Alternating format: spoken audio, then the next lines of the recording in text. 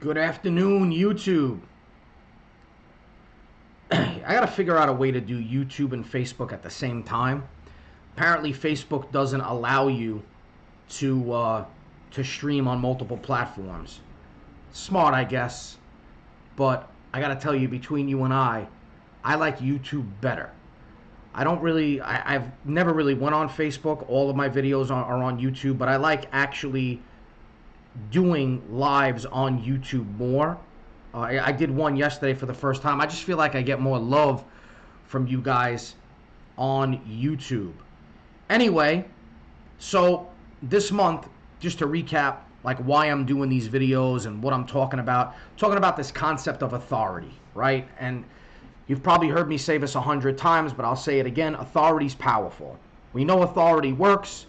Robert Cialdini, the great Robert Cialdini, who wrote the book Influence, the Psychology of Persuasion, talks about authority. It's super powerful. It works because we are conditioned to respect, obey, and comply with authorities. Now, how we learned most of this is through something called the Milgram experiment, which I'm going to go over with you now. Guys, bear with me if the stream goes weak or it gets interrupted. Sometimes the issue that I had yesterday was that my voice wasn't syncing correctly with the video. It is what it is. It's technology. I'm sure I'll get better with it with time. But anyway, so Stanley Milgram, a psychologist at Yale, he set up this experiment to see if people would obey an authority figure instead of following their own conscience. So he wanted to see if they would deviate from what they knew was really not the right thing to do just because an authority told them to do so. So the experiments were started in 1961, a year after the trial of the Nazi war criminal Adolf Eichmann. Milgram wanted to know if Nazi soldiers could use the excuse of just following orders for the atrocities that they'd committed. In Milgram's experiment, an authority, a science researcher in a gray lab coat, told individuals that they would either be teachers or learners in a science experiment on learning and memory. They supposedly drew lots to see who would be the teachers, but the lots were fixed so that the participants only became teachers. The learners were actors, but the participant teachers did not know this. When the authority asked them to administer shocks to the learners when they got questions wrong, the teacher participants did this willingly, even though it was paining them and causing them a great deal of stress to do so. Like they didn't want to do it, but the authority kept telling them to do it, so they kept doing it. So they kept shocking these people with very high levels of electrical shock to the point that they could have killed them, right? The results of Milgram's experiments were frightening. Over 2/3 of the participants continued to give shocks all the way to the point that they could have killed these people. No one expected these results, and the experiment was done many times across varying demographics with the same results. So that's important. The study and the experiment was done many times across varying demographics with the same results. Milgram explained the participants' behavior by categorizing social behavior into two states, the autonomous state and the agentic state. In the autonomous state, people direct their own actions and take responsibility for the consequences. But in the agentic state, people allow others to direct their actions and then pass off their responsibility for the consequences to the authority giving the order. So in other words, they act as agents for another person's will. In order to enter the agentic state, the person giving the orders must be perceived as qualified to direct other people's behavior. They have to be seen as legitimate, they have to be seen as credible, and most importantly, they have to be seen as an authority. So we know that authority works. We know that it's effective, okay? Now, in order to create authority, there are some things that you need. One of them is power. Now, I've actually discovered through years of research a simple 4-stage process that I teach people to create authority. Stage 1 is where you set the frame. Stage 2 is where you engineer power, which we're going to talk about today. Stage 3 is where you become the alpha. And stage 4 is where you speak the language of an authority. So all that simply means is this. In stage 1, you set the frame where you take a number of steps so that people understand that you're an authority before they even communicate with you. In stage 2, you engineer power, which we're going to talk about today in detail. In stage 3, you become the alpha. When I tell people become the alpha, sometimes they're like, I don't have an alpha type of personality. I'm not from New York. I'm not loud and abrasive like you. What I mean by that is this. All you want to be is the leader, the trusted leader, the fearless leader. If you were stranded on an island with 10 people, who would be the person everybody would turn to for help? Who's the person that everybody would think is fearless? Who's the person everybody would think is the authority? Who's the person that they think is the expert? Who's the person that they think can save them? You want to be that person. So the next couple of videos are going to be about engineering power, okay? But one of the trickiest things is, how do you engineer power when you're just starting out and nobody's ever heard of you? Nobody knows who you are. So I talked about this in an earlier video where when I launched my first product, The Code of Influence, we primarily were marketing it to people in the self-improvement world. And the way that the product launch works is pretty simple. I created a bunch of content videos that provided some educational value to people, and then at the end of it, I made an offer to them to buy the product. Well, in the self-improvement world, when you go out to the self-improvement world and say, hey, we got a brand new educational video from Paul Macetta, nobody cares. Nobody at that time knew who I was. I was not known as an expert or an authority in my niche, so nobody cared about an educational video coming from me. So yeah, we did sell them on the benefits of watching the video regardless of who it was from, but there was an easier way. And the easier way was to just go find somebody who was already an authority in the field and let them provide the first video. So we went to Joe Vitale, who my business partner was friends with, who still is friends with, who is a business partner till today.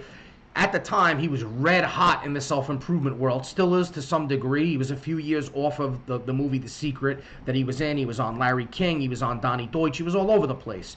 So we thought, what would be easier? Telling people that we got a video from Paul Macetta, or telling people we got a video from Joe Vitale? Obviously, it was the latter. So we had Joe shoot the first educational video. Two things I accomplished with that. Number one, I got people's attention faster and easier than I would have if I would have went and told them they were watching a video from me. And secondly, was I borrowed a little bit of credibility and power from Joe. So what I want to share with you today is how you can borrow credibility and power, how you can borrow power from other people when you're just starting out. So I'm going to go into stage 2 of the program. So transferring power and credibility from others, in addition to establishing your own credibility as an authority, you can also use what I call the shoulders of giants to propel you to that position. Transfers of power and credibility can come from respected people or organizations. So look carefully at the network in a particular industry, and you're going to discover that there's an unseen web of endorsements from the highest echelon to the beginning rungs. Endorsements from well-respected, highly credible individuals from 1 to 4 rungs above your level can help you get to a higher level of influence faster. This type of networking isn't going to happen by accident, though. You have to actively seek mentorship and endorsements of others who are names in your industry. Being a member of a business and industry organizations that are aligned with your mission can help you gain credibility faster as well. Transfers of power can come to you in 2 ways, active or implied. So here's the difference. Case number 1, a well-respected businessman begins a presentation by introducing the speaker as his friend and longtime business associate. That's what we call an active transfer of power. Case number 2, a business presents a list of 15 testimonials from longtime clients. Each one is given contact information and offered to give an endorsement via phone to new customers. That's an active transfer of power. Case number 3, a businesswoman lists the respected industry organizations she's a member of on her LinkedIn profile. That's an implied transfer of power. So really, the only difference between the two is in case number one, you have something that's actually going on in real time. You're being introduced by somebody, you're being introduced to somebody, you're getting a live presentation, a live testimonial from someone, and with an implied transfer of power, it's something that's kind of set in stone and then lives on after that, if that makes sense. So, active transfers happen either in person or through testimonials. They happen when an individual asks someone in a position of power and authority to vouch for them. An active transfer of power can also happen when you just met someone and they quickly introduce you to their peers or colleagues. The individual you just met has made judgments about your ability and level of power quickly, and they're putting their relationships and credibility on the line by making that bridge to others. You should never be afraid to ask for referrals once you've established great working relationships. Why? Because you can build a network quickly. In other words, if you've done expert work for one of your clients, ask them, ask that individual to introduce you personally to others who can use your services. The likelihood that someone's going to do business with you increases tenfold when you approach it like this. Make a list of all the people you could help in a situation where you may want to persuade or influence others, and ask them for at least one contact so you can widen your sphere of influence. Written testimonials from influential people can also make a big difference in how others judge you. When buying stuff online, customers are frequently skittish because they don't know who they're buying from. But when they see a series of testimonials from others that they trust or perceive as trustworthy, it makes them more comfortable about buying. If someone else successfully demonstrates your product or evangelizes your service, this can be the ultimate power transfer. An example is Lori Grenier introducing your product on QVC. She's the female shark from Shark Tank. So I'll give you two examples of how I did this in real life recently in a completely different market. I recently got into the supplement market about a year ago, and we got this awesome supplement. It's a weight loss supplement. Every ingredient in the supplement has scientific research backing it. We use an FDA approved facility to manufacture the product, which is pretty much unheard of. The FDA, of course, didn't approve the supplement. That's not what I'm saying. But the facility that we use is FDA approved, meaning that the FDA comes through periodically and inspects the place to make sure everything's up to standard. We don't use any fillers or binders in the supplement. So what you see in the capsule is what's there. Like a lot of people, and I learned this from getting into this business, is what a lot of manufacturers will do is they'll use fillers and binders to make it look like the capsule has a lot of stuff in it, but it really doesn't, okay? The next thing that we did was a lot of supplement manufacturers will label their supplement as something called a proprietary blend, where you don't know how much of each ingredient is actually in the supplement. We didn't do that. We list out exactly how much of each ingredient is in the supplement. Yet still, I knew that going into the weight loss market was going to be extremely difficult and extremely competitive. So what I did was I partnered up with a medical doctor, a cardiologist, somebody that has extreme authority, and I worked with him to create the supplement, to create the brand, and he's the face of the brand. So again, who are people going to trust more? Paul Macetta, a guy who weighs 210 pounds, or a cardiologist, a medical doctor, a guy with associations to NYU and Columbia who wears a stethoscope and a white coat? They're going to trust him more. The second thing I did was I sent the doctor 50 bottles of this stuff to give away to his patients, especially the ones that needed to lose weight safely and naturally without prescription drugs. We gave him 50 bottles to give out to his patients for free in exchange for testimonials. Why? Because I knew going in that no matter how good my product or my service was, I needed two things. I needed authority and I needed transfers of power from people in the form of testimonials. Implied transfers of power happen when people make judgments about you based on the communities and groups you belong to.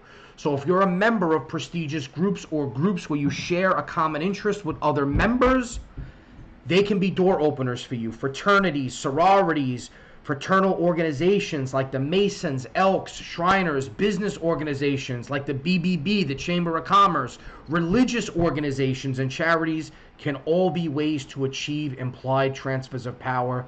Shared commitment to a set ideals is a strong way to build trust. Media coverage, another implied transfer of power. As you position yourself as an expert and others cite your knowledge and advice, you're seen as a leader and an authority in your field. When you're being interviewed or have media coverage, always try to get the person who's interviewing you to provide an endorsement. Even if they haven't tried your product or service, if they agree to try it, it can be an implied transfer of power. Just as you've been mentored, you should be ready and willing to mentor somebody else to help him begin the same process. Power and credibility transfers should be a reciprocal process. If you want others to endorse you, then be the first person to step up when someone you can happily recommend asks for an endorsement. Be known for helping others, and when you need help, there will be many in your network to help. Be careful with the credibility that's been transferred to you. It's easily destroyed if you don't handle everyone in your network with respect. Tell you a quick story. There was a printer who was just starting his business and did a job for a really fussy customer. She drove him crazy with endless changes for a $65 job, but he proceeded to treat her with respect and provided her with excellent service. He never expected to hear or see her again, but she was connected with a very influential political organization, and when she endorsed his work and told others what an excellent job he did, he started to receive thousands of dollars worth of work for political campaigns. So never underestimate the power or the network that other people have. One thing I always say is, like, try to help as many people as you can. Treat people with respect. That goes without saying. Don't burn bridges. You never know who the person you're communicating with. You never know what kind of power they have. You never know what kind of opportunities, relationships, and resources they have. I also have a different side of my business. It is a marketing agency side of my business where if people want to learn how to do what I do, if they want to learn how to create an online publishing business, like an information type of business where you teach people stuff and then you sell digital products, we show people how to do that. Now, one area that we never focused on was traffic. We never focused on generating traffic. We always went to other people for that, and we paid a lot of money for it. About 2 years ago, a really close friend of mine, actually a close friend and a sales mentor, somebody that gave me one of my first jobs in sales, who's a master salesperson, not a high velocity pressure type of salesperson, more of like a charmer, more of the type of guy that, like, he could talk to anybody and get them to buy anything without really even trying. This guy helped me out a lot in my beginning days of being a salesperson. And he's one of these guys that lives a different lifestyle than me, doesn't want to get married, doesn't want to have kids, likes to travel the world. So he went and lived in Costa Rica for like 6 years. Then he lived in the Dominican Republic for like 3 years, learned how to speak fluent Spanish, opened up restaurants. That's the life that he wants. And about 2 years ago, he came to me and he said, listen, I want to do what you do. I want to be able to create an online business. I want to teach people stuff. I want to help them. And I want to make a living in the process of doing so. So obviously, since this guy was my friend, I didn't charge him and I didn't take him on as a client. I just gave him tons of free advice whenever he wanted it. Text me, call me, I'd get on the phone with him. I'd spend hours on the phone with this guy sometimes. I've probably given him $50,000 worth of advice on starting an online business, saving him years of time and money and wasted energy trying to figure certain things out that I learned through my own trial, error, and experience. And so as he was finding his groove, what he realized was that he was actually better suited to run traffic than to create products and services like I do.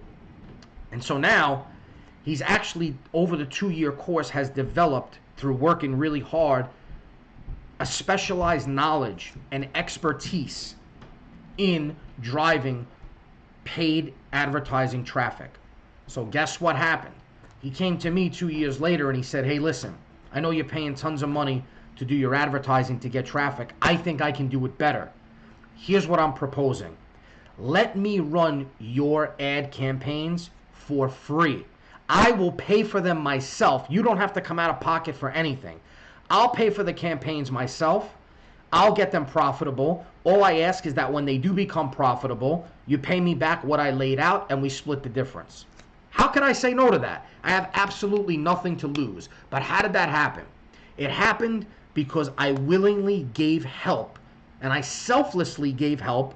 There was times where this really was, the help that I was given him was really impinging on the stuff that I had to do. But I said, you know what? This guy helped me out when I was young. I'm going to make time for him. And that ultimately paid off. Of course, it wasn't my intention for it to work out that way, but sometimes that's the way things work out. So never underestimate the power of your network. Never underestimate the potential of a relationship that you could have with somebody. So once again, guys, hope you enjoyed this video. If you got some value out of it, give me a like, give me a share. Let me know in the comments. I always feel like I get a lot more love on YouTube than I do on other channels. I like YouTube better than Facebook. Let me know in the comments that you got some value out of this. I did put a link to the Authority Code course if you want to learn more about it. You can do that as well. Make sure you subscribe if you're not subscribed so that you get notifications when I go live. Let me know if you're digging this live thing. You know, I'd much rather get in front of get in my studio in my office with the backdrop and the DSLR camera and shoot some nice videos.